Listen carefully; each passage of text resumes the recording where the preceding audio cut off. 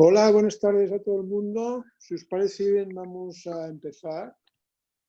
Hoy tenemos con nosotros a Leida Solís. Es un placer y un honor tener a Leida con nosotros. Ella es experta en SEO, consultora, autora del libro SEO Aspectos Esenciales, altamente recomendable. Y hoy nos va a hablar de SEO internacional. Pues nada, sin más preámbulo, Aleida, cuando quieras.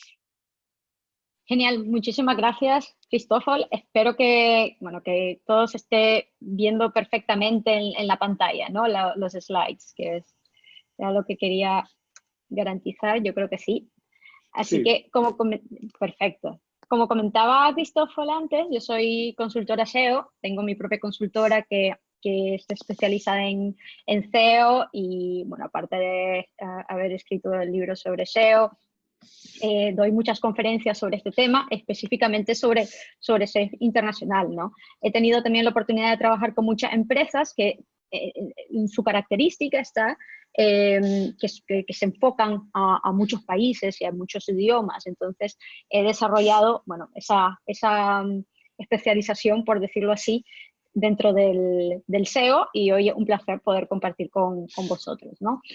Definitivamente, el globalizar el proceso de posicionamiento en buscadores, el proceso SEO, una forma muy natural de hacer crecer un negocio, y vais a ver que seguramente cuando estéis haciendo un proceso SEO es como un paso bastante común, ¿no? Muy natural de seguir una vez que ya se ha llegado a un punto de madurez en el mercado local. Lo siguiente es preguntarse, ¿no? ¿Cómo podemos seguir ampliando la presencia que tenemos a mercados internacionales? Sin embargo, lo cierto es que un proceso que también suele volverse complejo debido a tres retos, ¿no? Que son los que yo os quiero compartir hoy en el webinar, y también compartir con vosotros, comentaros cómo se puede llegar a resolver y atacar estas tres problemáticas. Y la primera es la falta de recursos para mantener las distintas versiones web internacionales, ¿no? Tener una versión para cada mercado puede ser muy costoso, entonces hay que saber identificar bien estos mercados. Después, el no ser capaz de posicionar bien con la estructura web internacional elegida, ¿no? Esta es una de las grandes preguntas que normalmente me hacen. ¿Qué es mejor? ¿Elegir subdirectorios, subdominios, CCTLDs, las extensiones específicas de países? Vamos a ver cuáles son las características, pros y contras y criterios a tomar en cuenta para cada una de ellas. Y posicionar en los resultados internacionales con páginas erróneas también es muy común, y seguramente estoy casi segura que habéis tenido algún tipo de este tipo de experiencias, no necesariamente como SEO, pero sí como usuario, ¿no? Que termináis viendo en los resultados de búsqueda de Google muchas veces en España, sitios web de Latinoamérica muchas veces, ¿no? En alguna que otra actualización. Y vamos a ver cómo podemos evitar esto y notificarle y señalar al buscador cuál debe de ser la versión indicada de nuestra web, que debe demostrar a cada usuario, y de esta forma tener una mejor experiencia o dar una mejor experiencia al usuario, ¿no? Sobre la primera problemática, la falta de recursos para mantener la presencia internacional, ¿no? Que es algo relativamente común. Es la razón por la que es fundamental priorizar los mercados internacionales, ¿no? No se puede atacar todo al mismo tiempo. Si viene nuestro jefe o viene un cliente, ¿no? Y dice, bueno, yo quiero comenzar a internacionalizarme y creamos 20 versiones de la web en estos 20 idiomas y nos enfocamos a estos 50 países, ¿no? Así de un día para otro, ¿no? Pues no, todo esto tiene no solamente un coste SEO, obviamente, pero el proceso de posicionamiento de cada mercado, que es prácticamente como un proceso individual o independiente, sino que además, para colmo, hay unos costes no solamente obviamente SEO, sino también de creación de contenido, de mantenimiento de la web, que también van conexos, ¿no? con el proyecto en el que nosotros nos vemos involucrados, ¿no? Entonces, por eso es fundamental asesorar al cliente, bueno, también darle un input a nuestro jefes, si somos in-house, ¿no? Para poder identificar qué países e idiomas deberíamos de priorizar, ¿no? Y la mejor fuente para hacerlo, para comenzar, es nuestro tráfico inicial. Obviamente va a ser muchísimo más fácil si tenemos una web global ahora mismo o que igualmente ya está enfocada solamente a un país, está enfocada a España, digámoslo así, pero seguramente ya estaremos captando tráfico sin querer, ¿no? Sin tener un proceso SEO específico para otros países, pero ya estaremos seguramente captando algo de tráfico de otros mercados, ¿no? Pues entonces ese primer paso a hacer es irnos a nuestro Google Analytics e identificar de qué otros mercados ya estamos captando tráfico, estamos atrayendo tráfico orgánico sin hacer nada, sin hacer mucho, sin tener un proceso SEO específico para estos mercados, ¿no? Entonces seguramente estos mercados van a ser para nosotros un buen punto de inicio muchas veces, o van a ser mercados que va a ser más atractivo valorar y validar, que va a ser el siguiente paso, ¿no? Porque ya tenemos alguna que otra presencia ahí, ¿no? Entonces nos vamos a Google Analytics, a los informes de geolocalización, nos vamos a ver por idioma y por países cuáles son esos mercados que ya nos están generando tráfico y conversiones. Y el siguiente paso es hacer lo mismo con nuestra competencia. Y aunque nosotros obviamente no tenemos acceso al Google Analytics ni a la analítica interna de nuestros clientes, sí podemos irnos a herramientas como SEMrush, como Ahrefs, como Sistrix, que nos dan datos de posicionamiento y de tráfico orgánico y de visibilidad orgánica para cualquier sitio, ¿no? De la web. Entonces nos vamos a ver con SEMrush Traffic Analytics, por ejemplo, que cualquier dominio, que cualquier sitio de nuestra competencia, qué porcentaje de tráfico orgánico ya está trayendo de otros mercados, ¿no? de otros países, ¿no? Y esta puede ser otra fuente inicial de factores a tomar en cuenta de esos países candidatos que vamos a querer valorar, ¿no? No solamente nuestra competencia directa, hay que decirlo, sino también aquellos líderes de nuestra industria, pues también valdría la pena verificar desde dónde están atrayendo más tráfico ya y tomarlo en cuenta y valorarlo, ¿no?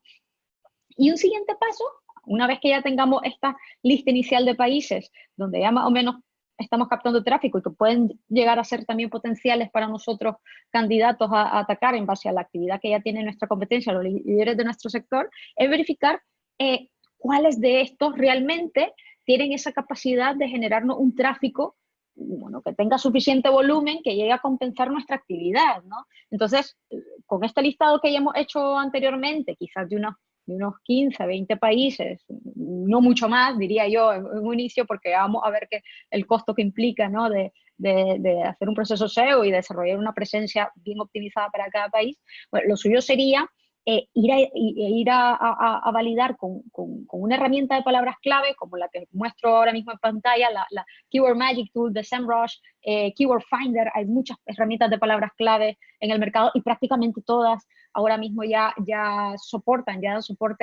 a distintos países del mundo, a la gran mayoría de países del mundo. Y aquí lo suyo es que nosotros incluyamos los términos más importantes de nuestras categorías de negocios, aquellos términos de las áreas que describen nuestro negocio, nuestro modelo de negocio, nuestros servicios, nuestros productos. Entonces, un ejemplo, si es una web de voluntariado, como la que pongo aquí en la pantalla, ¿no? Lo suyo es que comience a buscar cuánto se busca para estos mercados que estoy valorando en los idiomas de cada uno de los mercados. Entonces, me voy a verificar en el Reino Unido cuántas búsquedas hay sobre volunteer work, ¿no? Sobre trabajo de voluntariado, ¿no? Y así para cada una de las áreas, categorías que yo ofrezco a través de mi web, ¿no? Y lo suyo es identificar cuánto tráfico yo puedo llegar a captar desde ese país en particular. Y eso es otro criterio importante, porque al fin y al cabo, nuestro esfuerzo SEO, nuestro proceso SEO es el objetivo que busca, traer suficiente tráfico a nuestra web para que convierta, para que genere ese objetivo de negocio que tenemos.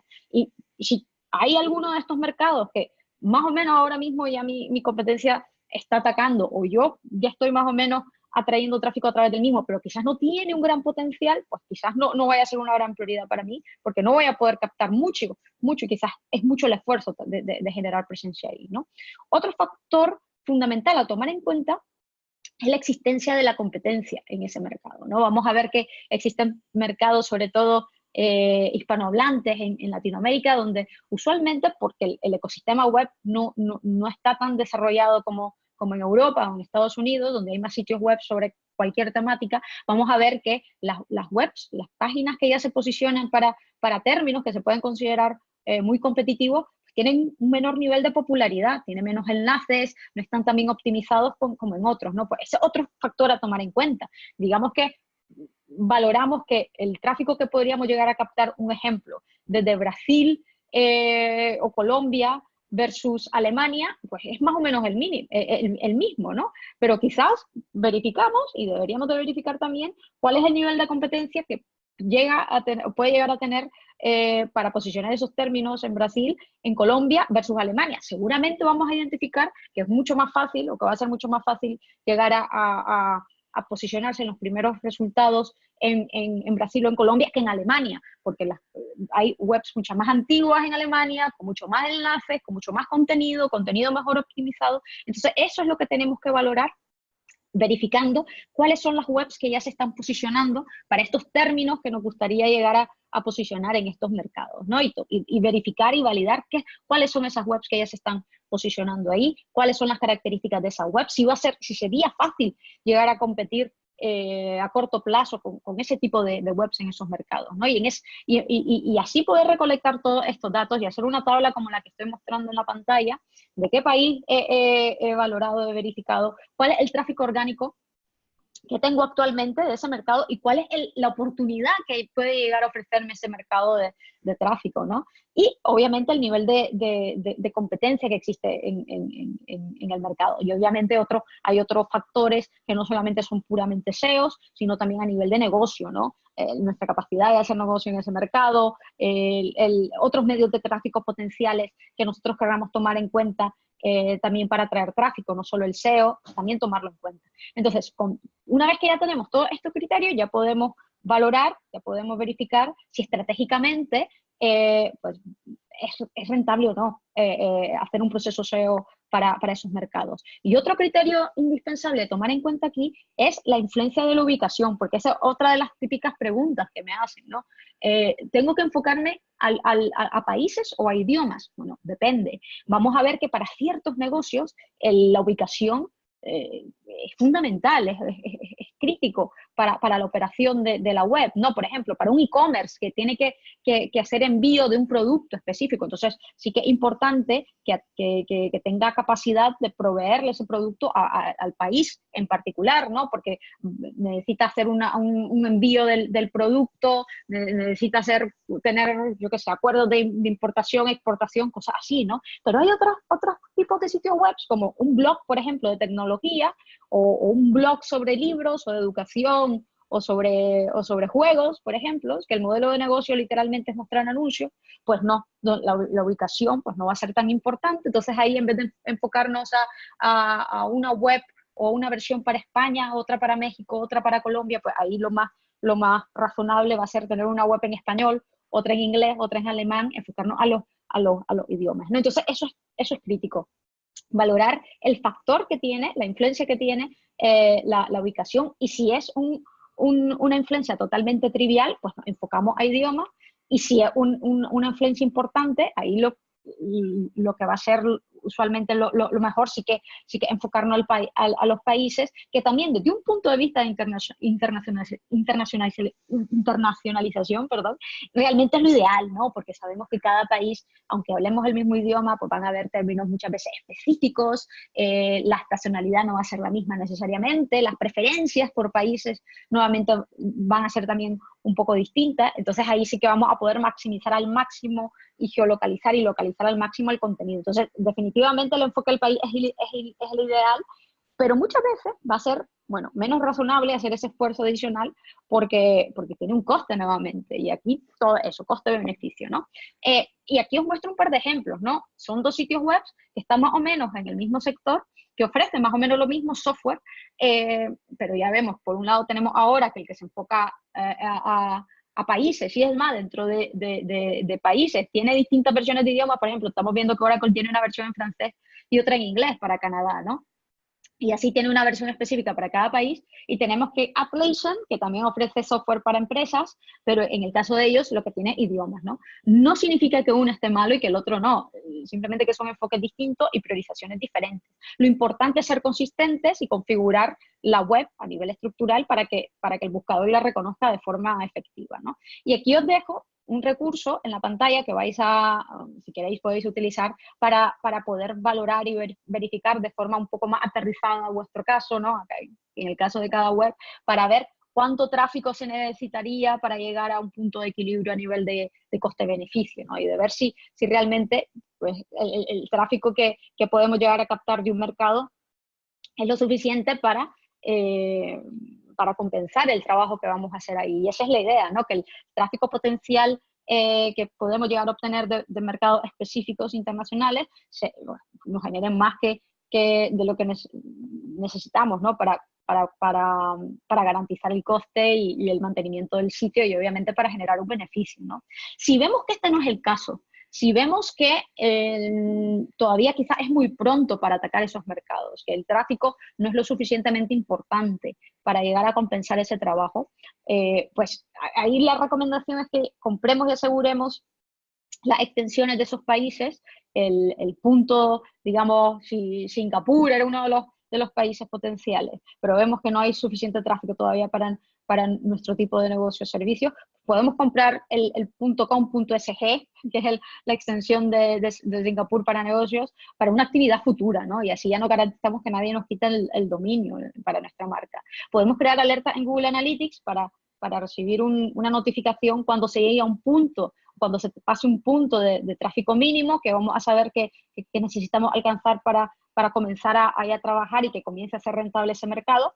O también lo otro podría llegar a ser a crear un proyecto piloto, ¿no? Priorizando ciertas páginas principales para habilitar una versión básica para ese mercado, ¿no? En vez de habilitar una versión total de nuestra web, que puede llegar a tener miles o millones de páginas y URLs, que va a ser un gran trabajo traducir y geolocalizar, pues entonces solamente se hace con las 15, 20, 30 páginas principales de nuestra web para verificar y validar si hay tráfico suficiente o no de ese mercado, ¿no? Yo me he encontrado en situaciones en el pasado que por más que yo hacía este estudio y no salía un poco las cuentas, ¿no? de enfocarnos a ciertos mercados, es lo típico, ¿no? El tomador de decisión final no soy yo, no es uno, sino era mi jefe en esa época y sí, que quería verificar y validar, pues entonces hacíamos un proyecto piloto y ya salíamos de dudas, ¿no? Otro de los grandes obstáculos, y yo creo que es como el siguiente paso, ¿no? Una vez que ya tenemos identificado esos mercados que realmente en los que queremos crear presencia, ¿no? Es el realmente poder posicionar en esos mercados que deseamos, ¿no? De forma efectiva. Y muchas veces nos vamos a encontrar que hay alguna web local que ya tiene muchísimos años y está muy, muy, muy bien optimizada y muy bien establecida y tiene muchísimos enlaces de otras webs locales, entonces le dan muchas señales, no solamente de autoridad y popularidad a nivel general, sino de popularidad geolocalizada al buscador, entonces es muy difícil de bancarlo, ¿no? Y es por ello que es vital valorar desde un inicio cuál es la mejor estructura web a utilizar para poder acelerar ese proceso de posicionamiento en la medida de lo posible, ¿no? Y no esperar tanto para ver resultados, ¿no? Lo primero, lo más básico a nivel de SEO internacional. Si queremos crear diferentes versiones de idiomas o de países en nuestra web, va a ser fundamental establecer una estructura de URLs, que ya vamos a ver cuáles son las distintas alternativas para ellas, pero tiene que haber una estructura de URLs específica mostrando el contenido para cada una de estas distintas versiones. No podemos implementar distintas versiones de idiomas o de países bajo las mismas URLs simplemente con scripts, ¿no? Por ejemplo, el script de Google Translate que te muestra distintas versiones de idiomas con JavaScript bajo la misma página. Vemos que Dropbox aquí es curioso porque ellos sí tienen una estructura de URL detrás para cada uno de los idiomas que tienen, pero por alguna razón no son consistentes y cuando uno cambia el idioma del inglés al español, en vez de enviarte a la URL específica que tienen para español, te deja en la misma página la misma URL y te muestra el contenido en español. Pues esto no es recomendable, ¿no? Porque entonces nunca vamos a saber si qué página estamos compartiendo por un lado, y por otro lado porque hay una sola versión por detrás de esta URL, que es la que realmente se está indexando por Google, ¿no? Entonces, es importante garantizar que vamos a generar esa estructura específica de URLs para cada versión. Y lo otro es que no es recomendado utilizar parámetros para generar esta estructura de URLs. Y aquí pongo irónicamente por un lado, la recomendación de Google, porque esta es una recomendación que la da el propio Google en las recomendaciones y buenas prácticas de SEO internacional, que después ya os voy a compartir donde la podéis encontrar directamente. Entonces, ellos mismos dicen, no utilicéis parámetros para generar versiones internacionales, porque es muchísimo más difícil después bueno, prácticamente imposible de geolocalizarla con el Google Search Console. Se puede geolocalizar subdirectorios o subdominios, pero no parámetros específicos, ¿no? Y va a ser más difícil de monitorizar y de traquear. Entonces, lo suyo es, vamos a ver, crear subdirectorios o subdominios, pero no parámetros. E irónicamente, lo que sí llama la atención es que, bueno, Google lo recomienda, pero por otro lado vemos que también en su entorno de ayuda o de soporte de Google Ads, ellos sí que están utilizando unas URLs con parámetros para inglés en el Reino Unido, en este caso. Pues bueno, es importante tomar en cuenta las recomendaciones, pero hay que tomar también en consideración que muchas veces, porque veamos por ahí que muchas webs de empresas muy grandes y de grandes marcas lo están haciendo, no necesariamente significa que está bien.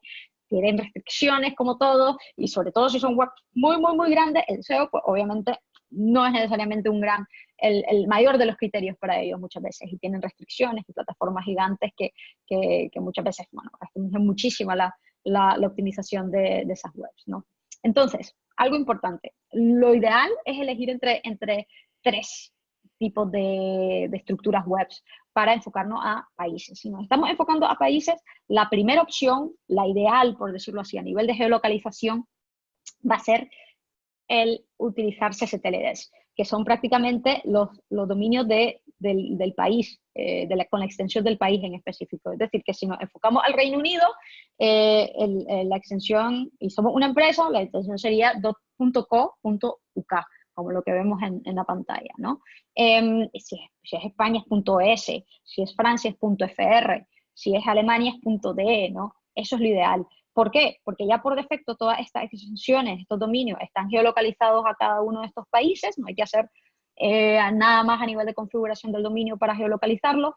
Y por otro lado, a nivel de usuario también, bueno, el usuario entiende que ese sitio, que ese dominio, está enfocado hacia él específicamente, ¿no?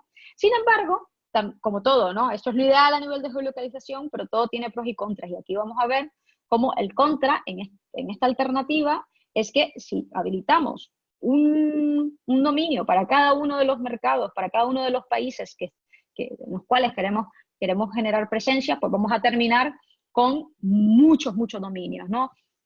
Un .es, un .it, un .fr, un .uk, vamos a terminar fácilmente manteniendo y teniendo que dar soporte y teniendo que actualizar, no solo a nivel técnico, sino a nivel de contenido, pues muchísimos sitios independientes. Y a nivel de popularidad, también significa que cuando lancemos una nueva web, una nueva versión web para un mercado nuevo, va a significar que muchas veces vamos a comenzar desde cero a nivel de popularidad, porque esos dominios van a ser dominios nuevos, que nunca han tenido o han mostrado contenido en el pasado, y tiene que comenzar a posicionar desde cero y a competir muchas veces con sitios web que sí tienen una gran prominencia y está muy establecido. Entonces, ese es el contra, que hay que comenzar desde cero y posicionarlo desde cero. Por eso, una alternativa intermedia, por decirlo así, es el utilizar subdirectorios debajo de dominios genéricos. Un ejemplo, tenemos nuestro .com, un .net, un .info, y creamos subdirectorios, una estructura de subdirectorios enfocada a cada país. Por ejemplo, un /fr para Francia, un /es para España, un /mx para México. La nomenclatura que utilicemos ahí para el subdirectorio es lo mismo, da igual, pero lo importante es que utilicemos un GTLD, un dominio genérico, un .com, un .net, porque si ya estamos utilizando un .es, un .fr, ya no podemos crear subdirectorios que geolocalicemos para otros países. Y aquí lo importante es que vais a ver, geolocalizar cada uno de estos subdirectorios en particular a través del Google Search Console a cada mercado. Entonces es genial, porque podemos tener toda esta presencia enfocada a cada país bajo la misma propiedad, bajo el mismo dominio, y así podemos consolidar toda la autoridad y toda nuestra popularidad en un solo dominio, y por lo tanto va a tender a ser mucho más fácil de comenzar a posicionar para nuevos dominios desde cero, ¿no? Entonces, como podéis ver, esto da esa ventaja. Y la última opción es utilizar subdominios debajo de dominios genéricos, por ejemplo, el tener una fr.tumarca.com o es.tumarca.com, y aquí, por decirlo aquí, está como en un punto intermedio entre las extensiones de países y los subdirectorios, ¿no? Porque Google no termina, bueno, ha dicho que muchas veces considera los subdominios como si fueran parte de la propiedad específica de la web, otras veces no. Entonces, muchas veces nos vamos a dar cuenta que cuando migramos un blog, por ejemplo, de un subdominio a un subdirectorio, termina mejorando mucho en posicionamiento, porque el subdirectorio hereda más claramente la popularidad y la autoridad del dominio principal, ¿no? Entonces, yo diría que esta es una opción que quizás podría llegar a ser atractiva cuando se necesita por alguna razón diferenciar mucho más la presencia de cada país, cuando se necesita asignar una IP diferente, por ejemplo, cosas así. Pero por defecto yo diría que las mejores alternativas serían los STLDs, las extensiones de países específicas, si queremos ser lo más geolocalizado posible, y el problema o el hándicap de la popularidad de autoridad realmente no es un problema para nosotros. Y por otro lado, si queremos consolidar todo y tenemos menos recursos y queremos comenzar a posicionar cuanto antes, ¿no?, en un nuevo mercado, pues utilizar subdirectorios con GTLD. Lo que hay que evitar completamente es lo que hace esta gente, en el ejemplo que estoy mostrando, porque lo que os comentaba antes, si ya están utilizando un punto .uk, están por defecto ya geolocalizando al Reino Unido, y no hay forma, aunque creen un barra US, como lo están haciendo ahí, que con esa versión vayan a poder posicionar en Estados Unidos, porque no hay forma de geolocalizar ya ese subdirectorio de Estados Unidos, porque no está debajo de un dominio genérico, ¿no? Y aquí podemos ver en este listado que da Google en sus buenas prácticas a nivel de SEO internacional, cómo ellos nos dan un listado ya de aquellos dominios que son genéricos, y podemos geolocalizarlos a nivel general, o podemos crear subdirectorios o subdominios que geolocalicemos debajo de ellos, y cuáles son aquellos que ya están por defecto geolocalizados, ¿no?, los STLDs que comentaba. Sin embargo, vamos a ver que hay unos dominios regionales que han salido hace algún tiempo, que mucha gente usa y cree que están geolocalizados. Por ejemplo, el .eu para Europa, o el .asia para el continente asiático, ¿no? Pero el propio Google aquí confirma que ellos no geolocalizan el .eu o el .asia, porque realmente ellos no trabajan a nivel de regiones, ellos no trabajan a nivel de continente, ellos trabajan solamente a nivel de idiomas y de países, ¿no? Entonces, es importante, pues, evitar utilizar estos códigos extraños de regiones, esta versión de Latinoamérica, ¿no? Es curioso, esto es otro de los ejemplos, ¿no? Porque ellos dicen, no trabajamos regiones, pero sí es que tienen una versión de región aquí. Lo suyo es que mucha gente sí que necesita utilizar regiones, pero por desgracia, ahora mismo, al menos Google no da soporte para especificar las regiones hoy en día, ¿no? Entonces, bueno, es algo que hay que tomar en cuenta también. Y por otro lado, si nosotros vamos a enfocarnos a idiomas y no a países, pues ahí, en vez de tener 3 opciones, vamos a tener 2, que es utilizar subdirectorios bajo GTLDs o subdominios bajo GTLDs. Aquí no tiene sentido utilizar extensiones de países, porque no enfocamos a países, nos enfocamos a idiomas, es decir, a francés, a español, a alemán, a chino, no nos estamos enfocando a los países en particular, y aquí no hace falta geolocalizar, ¿no? Y los mismos pros y contras que antes, ¿no? Que con los subdirectorios, pues está más claro que forma parte de la misma entidad, la misma propiedad, y van a heredar la popularidad y se simplifica el mantenimiento. Con los subdominios, pues no es tanto, ¿no? Lo suyo sería que nosotros fuéramos a verificar y validar cuáles son los tipos de dominios y la autoridad y la popularidad que tienen, por supuesto, que ya están posicionando en el mercado deseado, ¿no? Y si vemos que se está utilizando muchísimo y que la gran mayoría de webs que ya se están posicionando para esas palabras clave en ese mercado son un montón de SSTLDs, de .co.uk, por ejemplo, pues está claro que hay una preferencia en ese caso, ¿no? Pero por otro lado, si vemos que hay una mezcla de dominios locales con dominios genéricos y que no hace falta necesariamente tener un dominio local para poder posicionar ahí, pues no, también nos da una señal adicional de que podemos utilizar sin problema un subdirectorio que geolocalicemos o un subdominio que geolocalicemos debajo de un GTLD.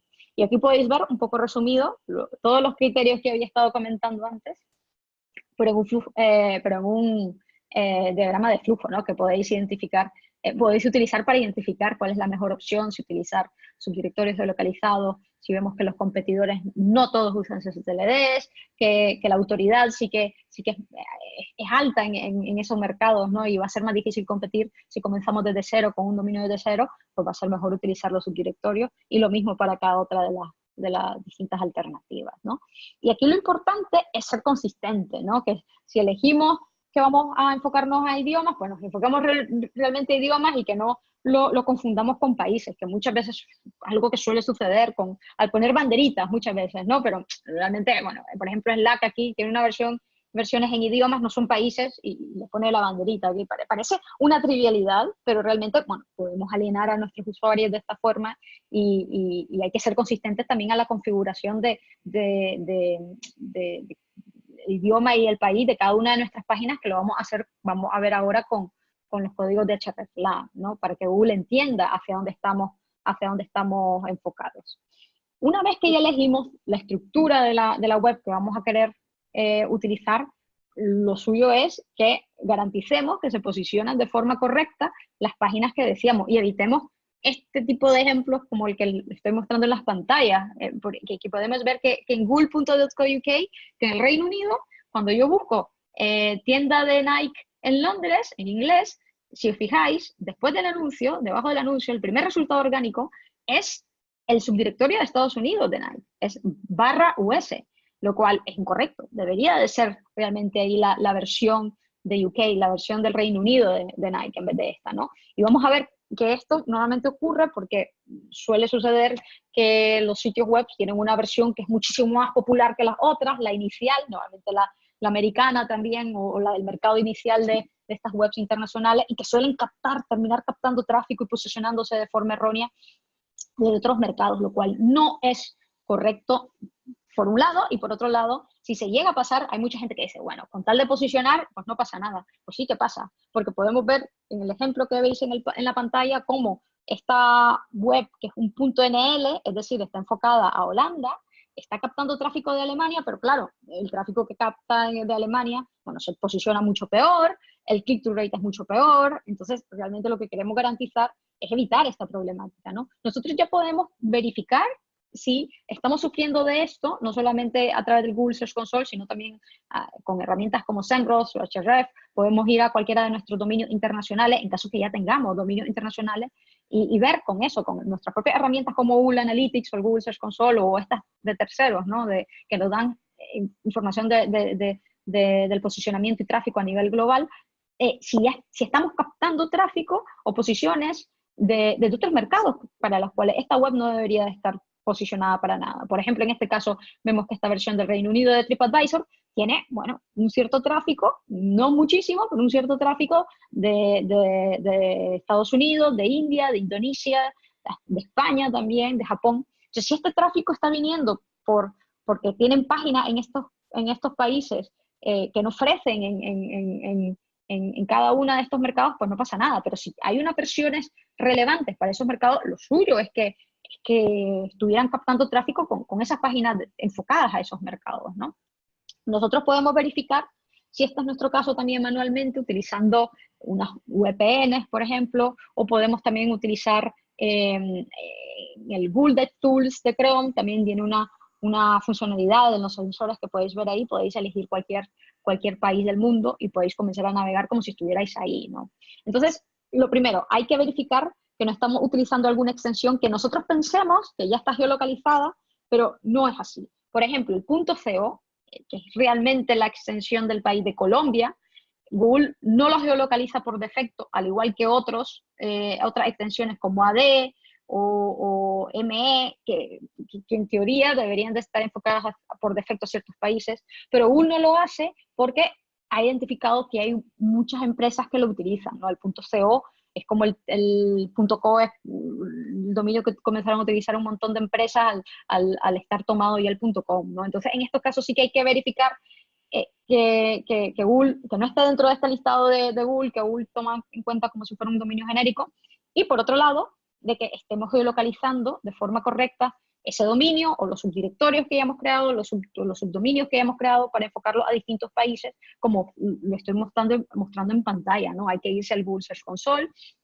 Esta opción todavía no está en la nueva versión del Search Console, entonces hay que irse a la versión antigua, a la parte de configuración internacional, a países, y entonces ahí cada uno de nuestros subdirectorios, cada uno de nuestros subdominios que hemos creado para cada mercado, lo vamos a geolocalizar.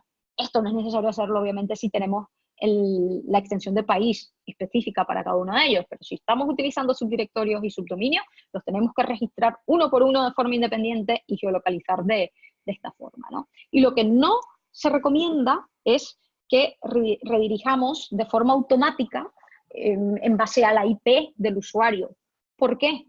Porque, primero, podemos llegar a asumir mal la IP y redirigir al usuario de forma incorrecta, o porque además vamos a terminar desviando muchas veces a los bots, al robot de los buscadores, siempre a una sola versión. Google suele rastrear la web no desde todos los países todavía, al menos.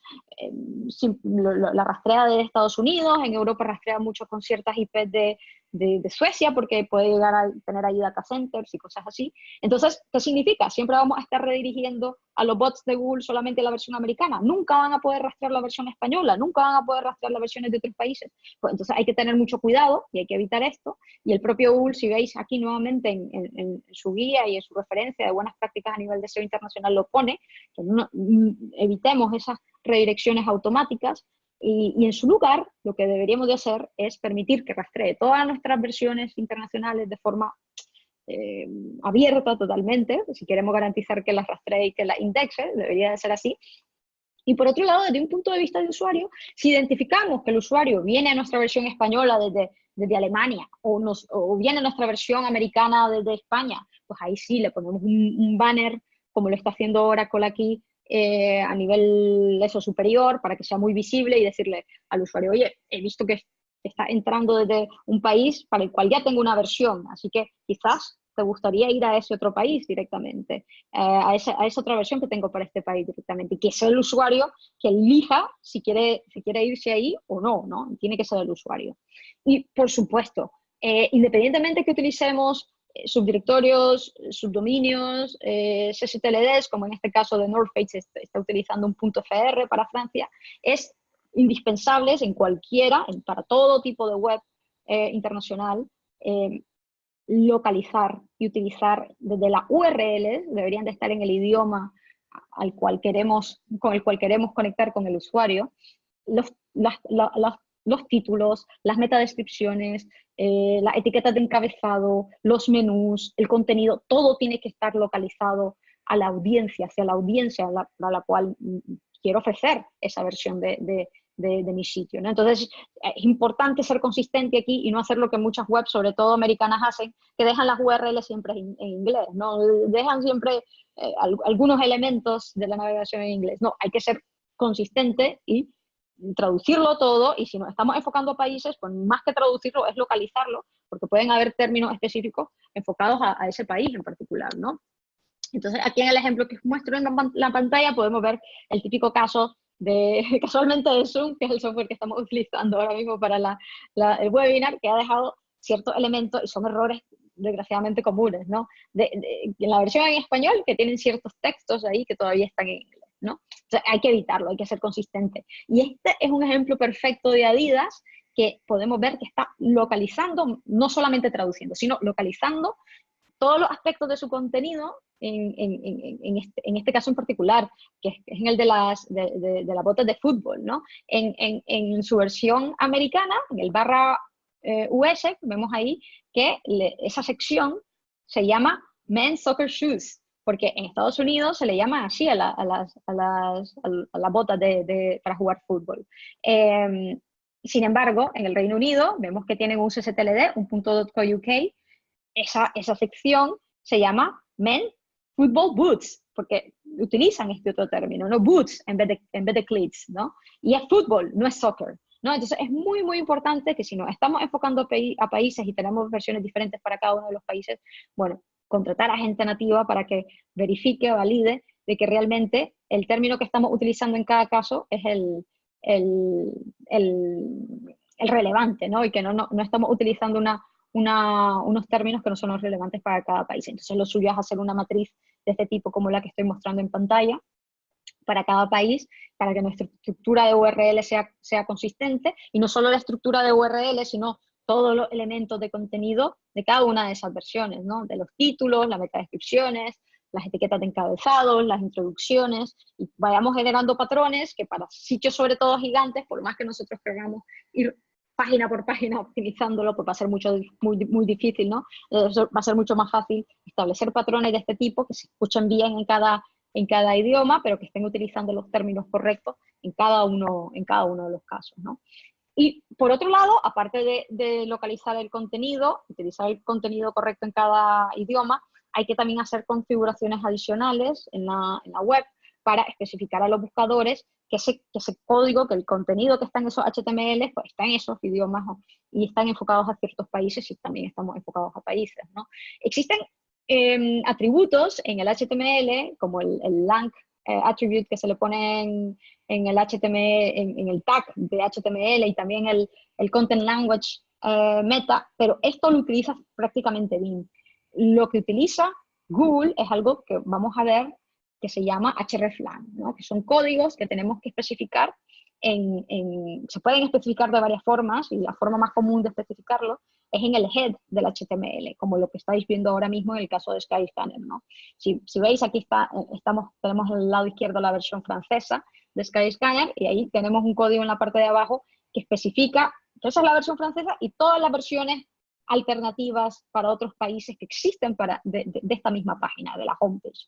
Y esto conecta a la versión canadiense, alemana, brasileña, y todas esas páginas también tienen que especificar de regreso.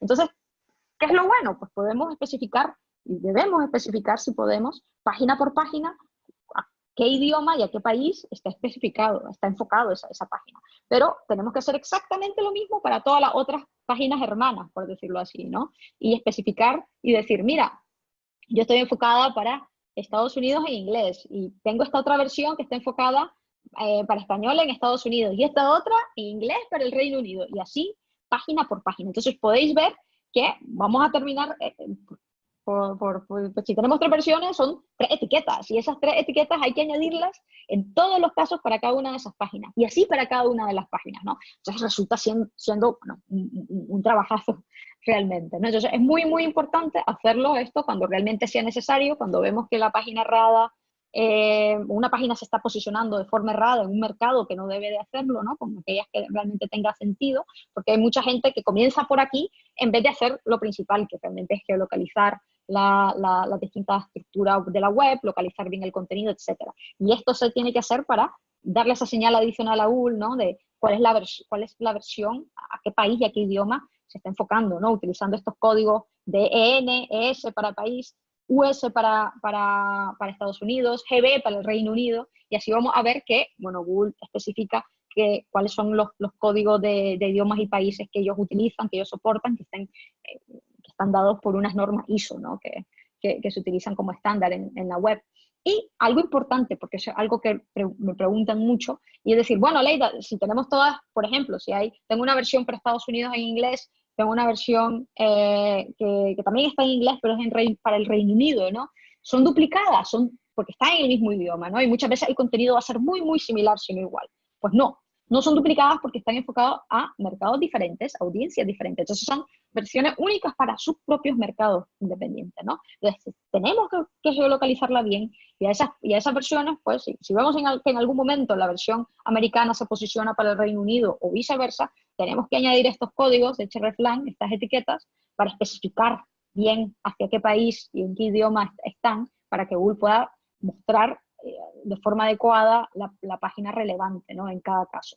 Y estos son los códigos, que aquí podemos ver los listados de códigos de países y de idiomas para los que Google da soporte. Y también otra de las cosas que Google permite utilizar en esta etiqueta de hreflang es un atributo, un valor que se llama xdefault, que es en el caso que tenemos una página global para todo, ¿no? Porque en el caso de Zara, si entramos a zara.com, nos vamos a encontrar que existe esta web, que esta página principal, que no está enfocada a ningún mercado en particular y que simplemente nos permite elegir a qué mercado o en qué país queremos ir, a qué versión queremos ver. Pues, si tenemos este tipo de versión que queremos que se posicione cuando no haya nada mejor, es nuestra página de defecto, por decirlo así, pues entonces la especificamos con este código que es el xdefault, que es el que vamos a utilizar en este caso, ¿no? Y por un lado tenemos que estas etiquetas se pueden especificar en el head del HTML, como comentaba antes, que es lo que está haciendo TripAdvisor al lado de la izquierda, que podéis ver en la pantalla. Y esto es lo que yo recomiendo hacer cuando tenemos pocas versiones de países o idiomas y existe flexibilidad en el código. Pues si tenemos un listado inmenso de versiones, y puede llegar a generar mucho peso en el código del HTML y no tenemos tanta flexibilidad, pues podemos hacer uso, en este caso, de los XML sitemaps, como lo que está haciendo Adidas en el lado de la derecha de la pantalla. Y si veis ahí, genera XML sitemaps especificando en cada caso cuál es la versión alternativa para otros países y en otros idiomas de cada una de sus páginas. Entonces, XML sitemap como cualquiera, pero con esto en particular. Y aquí lo importante es garantizar que seguimos con el estándar especificado por Google de valores de códigos, de idiomas, de países, con las etiquetas que Google soporta. Realmente vemos que no es siempre el caso, como en el ejemplo que os muestro. Muchas veces se canonicaliza mal, por ejemplo, en este caso la web esta de Argentina de Airbnb estaba canonicalizada la versión en español que tienen en un .com, no autocanonicalizada, como comentaba antes, porque es su propia versión original, ¿no? Y así vemos que muchas veces hasta el propio Dropbox está utilizando un código de región que no existe, el LA, no es Latinoamérica, como cree aquí utilizar para su versión en español, ESLA, no, LA es Laos. Entonces es muy, muy importante eliminar este tipo de errores de implementación en el hreflang, porque podemos llegar a ver que realmente puede llegar a ser complejo. Siguiendo este proceso, y vais a ver que aquí yo os comparto un artículo que yo he escrito paso por paso, mostrando cómo se puede generar de forma correcta e implementar de forma correcta el hreflang, ¿no? Podéis utilizar esta herramienta que os dejo en pantalla también, que es completamente gratuita, es una herramienta que he creado que os genera las etiquetas directamente, tanto para incluir en el HTML como el propio XML sitemap, para poderlo utilizar como patrón, ¿no? Para generar patrones de código que sabéis que están bien, bueno, que son realmente los especificados y soportados por Google. También existe esta otra herramienta, hrefbuilder, que si tenéis una versión internacional de millones de URLs para las cuales queréis generar XML sitemap, pues esta herramienta es de pago, pero sí permite y da soporte para webs que son gigantes, ¿no? Y por último, cuando nosotros ya especificamos el código y implementamos el código, lo suyo es que nosotros lo testeáramos, lo validásemos antes de lanzarlo en producción con SEO crawlers.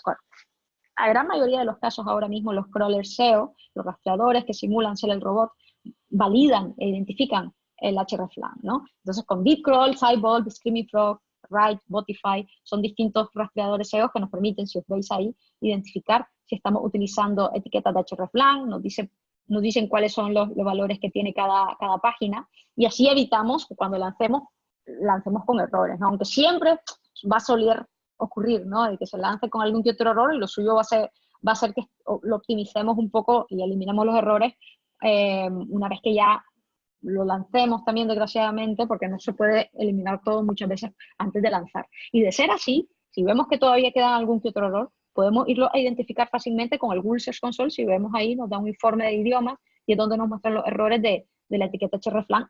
Y el objetivo es el que os muestre, que se vayan eliminando esos errores remanentes que no hayamos podido atacar y solventar antes de lanzar hasta que lleguemos al cero, ¿no? Hay más validadores de estos gratuitos. Aquí os dejo unos cuantos recursos, el hreflang checker, otro validador de hreflang que podéis ver, que podéis ir incluyendo páginas por página, en el caso que no tengáis el rastreador SEO para utilizarlo, también lo podéis hacer páginas por página, ¿no? Y lo suyo, una vez que nosotros hayamos hecho este proceso de implementación del hreflang, también crear buenas prácticas para que cada vez que se actualice cualquier web, cualquier página de nuestras versiones internacionales, pues se incluya esta etiqueta y no se tenga que estar haciendo manualmente hasta en el momento en que se nota que o se identifique que hay algún problema. Y este debería ser el objetivo. El objetivo es que para cada uno de estos países que nos estamos enfocando a nivel internacional, crezca el tráfico, crezcan las palabras claves que lleguemos a posicionar y lo más importante, que se distribuya la ganancia que se obtiene en la web desde todos estos países, ¿no? Que se diversifique y que se amplíe y se mejore, se haga crecer la presencia a nivel de SEO que tiene la web, ¿no? Entonces, si veis, son normalmente 3 grandes handicaps que se sufren el proceso y yo espero con la presentación que he hecho antes, sé que quizás es muy poco tiempo para abarcar tanto, pero así podéis tener un vistazo, ¿no? Y una visión un poco más realista de lo que os podéis esperar en un proceso de SEO internacional. Y yo espero que con todos los recursos que también he ido dejando en la presentación, que también os la voy a compartir, podéis ver con mucho más detalle cómo implementar cada una de ellas, ¿no? Y si tenéis cualquier duda, con gusto os puedo responder cualquier pregunta que tengáis ahora. Perfecto, Alaida. Muchas gracias por tu presentación y ahora abrimos las preguntas. Como siempre, las podéis hacer a través del micro o a través del chat.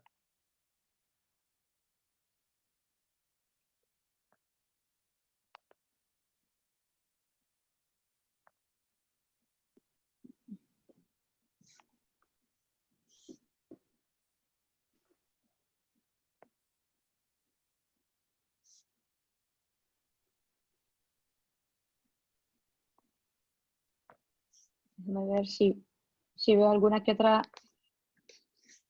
En el chat hay una pregunta, dos preguntas. Perdón, déjame ver que no la tenía, no lo estaba viendo. Vale, te comparto un par de curiosidades. De Augusto, ¿se necesitaría cross-canonicalización de diferentes STLD sobre el mismo contenido regional que no puede ser localizado o bastaría hacer international targeting en el Google Search Console? En este caso, me imagino que se refiere a tener, por ejemplo, una versión enfocada a México, un punto .mx y un punto .es, ¿no? Que si bastaría, no sé si está aclarando Augusto o no. ¿Quién? Sí. Contesta Vale. Augusto, sí. Vale. Entonces, mira, en este caso de cross-canonical,ización, no.